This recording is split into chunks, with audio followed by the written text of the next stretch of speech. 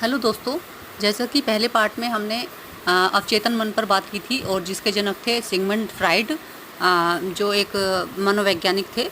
और उन्होंने बहुत सारी थ्योरी, सपनों के माध्यम वाली थ्योरी भी उन्होंने काफ़ी मशहूर है।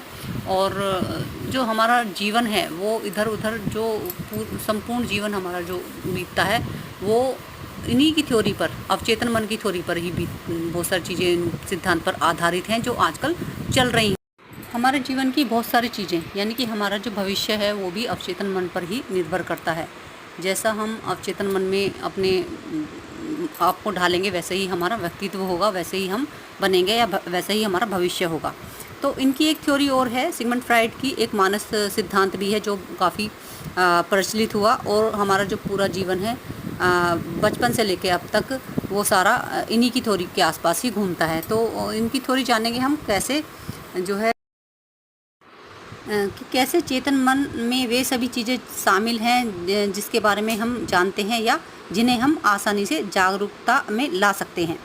दूसरा ये हो गया, इनकी जो थ्योरी है वो है इड, ईगो और सुपर ईगो।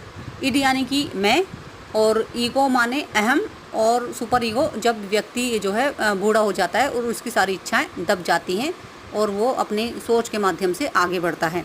तो यह है चेतन मन में मन की पहली जो थ्योरी है वो है इड की, यानी कि, और दूसरी थ्योरी है ईगो। ईगो में है दूसरी ओर अचेतन मन में ही हमारी जागरूकता के बाहर की सभी चीज़ें शामिल हैं, सभी इच्छाएं, आकांक्षाएं, आशाएं, आग्रह और यादें जिनके बारे में हमें जानकारी नहीं होती फिर भी वह व्यवहार को प्रभावित करती हैं।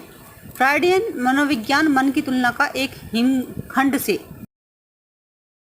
फ्राइड मनोविज्ञान मन की तुलना एक हिमखंड से करते हैं। हिमखंड का सिरा यानी कि बर्फ़ का एक टुकड़ा, उसका सिरा जो वास्तव में पानी के ऊपर दिखाई देता है वह मन के एक छोटे से हिस्से का प्रतिनिधित्व करता है। दूसरी ओर पानी के नीचे छिपी बर्फ़ का विशाल विस्तार बहुत बड़े अवचेतन को प्रतिनिधित्व करता है, यानी कि वो हमारा अवचेतन मन है जो पानी में छुपा हुआ है। तो मन के इस दो मुख्य घटकों के अलावा फ्राइड का सिद्धांत है मानव व्यक्तित्व को तीन प्रमुख घटकों में भी विभाजित करता है। पहला है इद, अहंकार और परम अहंकार। इद यानी कि इद जो है व्यक्तित्व का सबसे आदिम हिस्सा है जो हमारी सभी बुनियादी इच्छाओं का स्रोत है।